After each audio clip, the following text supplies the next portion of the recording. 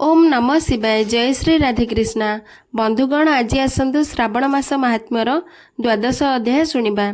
भगवान शिव कहले, हे सनत कुमार, एबे मु स्वर्ण गौरी व्रत विषय कहूची शुण। एही व्रत श्रावण मासर शुक्ल पक्ष तृतीय तिथि को होइथाए। एही दिन प्रातः काल रे स्नान करी नित्यकर्म करिबा परे संकल्प नेबा उचित। 16 उपचार रे पार्वती एवं भगवान शिव को पूजा करने उचित। यापर भगवान शिव को प्रार्थना करी, हे देवदेव, मो द्वारा करा जाइथिबा पूजा को ग्रहण करंतु, यह कहबा उचित। माता पार्वती व्रत पूर्ति पाई 16टी उपहार दंपति को देबा सह ब्राह्मण को मध्य उपहार देबा उचित। पूजा पर यार उद्यापन करबा उचित। सनत कुमार कहले, हे प्रभु, एही व्रत को सर्वप्रथमे किए करिथिले? यार महत्व कौन? एही सबु आपण मते कुहंतु। शंकर कहले, मनुष्य को समस्त संपद प्रदान करुथिबा एही स्वर्ण गौरी नामक व्रतर वर्णना करुछि। पूर्व काल सरस्वती नदी तटरे कुबेर समान चंद्र प्रभु नामक एक राजा थिले। सेही राजांकर अत्यंत सौंदर्यशाली महादेवी एवं विशाल नामक 2 जण राणी थिले। से दुहींक मध्यरु ज्येष्ठ महादेवी नामक राणी राजा को अत्यंत प्रिय थिले। राजा थरे वन को जाई हरिण, हाथी एवं अन्यान्य वन्यजंतु को मारी शोषरे व्याकुल होई बनरे एणे तेणे बुलिबाकू लागिले। राजा सेही बनरे बतकरे पूर्ण भ्रमर तथा मल्लिका, चमेली, कुमुद तथा कमलरे सुशोभित अप्सरा मानक एक सुंदर पुष्परिणी देखिले। सेही पुष्करिणी तटकू जाई राजा जल पी भक्तिपूर्वक गौरी पूजन करुथिबा अप्सरा मानक देखिले। राजा सेमानकु पचारिले, आपण माने कौन करुछंती?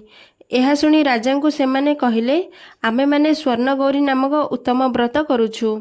एही व्रत मनुष्य को समस्त संपत्ति प्रदान करिथाए। हे नृपश्रेष्ठ, आपण मध्य एही व्रत को करंतु। राजा कहिले, एहार विधान कौन एवं यह करबा द्वारा केउं फल मिलिथाए? हे राजन, यह स्वर्ण गौरी नामक व्रत श्रावण मास शुक्ल पक्षर तृतीय तिथि को कराଯାଏ। एही व्रतरे भक्तिपूर्वक अत्यंत प्रसन्नतार सह पार्वती तथा शिवंकर पूजा कराଯାଏ। पुरुषों को 16 सूता वाला एक डोरी डाहाण हाथ में बांधिबा उचित। स्त्री मानक बाम हाथ में बा गलारे धारण करबा उचित। यह सब शुणिबा परे राजा मध्य सेही व्रत को संपूर्ण करी 16 सूतारे तैयारी डोर को निजर डाहाण हाथ में बांधिदेले। से कहले, हे देवादेवी, मु एही डोर को बांधुची। आपण समस्ते मो उपरे प्रसन्न हुअन्तु एवं मोर कल्याण कर। एही प्रकार देवी व्रत करी से घर को आसीगले। राजा हाथ में डोर देखी ज्येष्ठ राणी महादेवी पचारिले। से राजा ठारू समस्त कथा शुणी से राजा उपरे कुपित होई उठिले। राणी सेही डोर को छड़ाई बाहर एक सुकिला गछ उपर को फोपाड़ी देले। से डोरर स्पर्श मात्रके सेही गछटी पत्र फूल फल रे फुटी उठिला। एहाको देखि द्वितीय राणी मध्य आश्चर्यचकित होई उठिले। सेही गछरु छिड़ी जाइथिबा डोर को आनी निजर बाम हाथ रे बांधी देले। सेही समयरु सेही डोरीर महात्म्यरु सेही राणी राजांकर प्रिय होई गले। ज्येष्ठ राणी व्रतर अपचार कारणरू राजा को विरक्त होई दुखित होई वन को चलीगले। निज मनरे से भगवती देवींकर ध्यान करी पवित्र आश्रम रे निवास करने को लगिले। केबे केबे मुनि मानक द्वारा यह कही आश्रम रे रहिबा पई रोकी दिया जाउथला जे, हे पापिनी, निज इच्छा रे एठारु चली जाओ।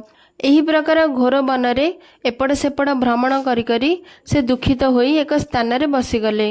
रानी को ऊपर कृपा करी देवी रानी को सामने प्रकट होईगले। देवी को देखी रानी भूमि उपरे दंडवत प्रणाम करी स्तुति करने लगिले।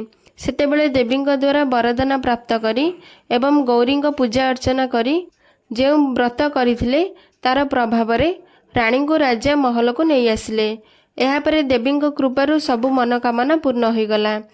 राजा समस्त समृद्धि सह संपन्न होई 2 राणी सह पूर्ण रूप से राज्य चलैबाकू लागिले। अंतःरे राजा 2 राणी सह शिवपद प्राप्त करिले। जी स्वर्ण गौरी व्रत को करे से मोर तथा गौरी अत्यंत प्रिय हुए। एही प्रकार श्रावण मास महात्म्यर द्वादश अध्याय संपूर्ण हला।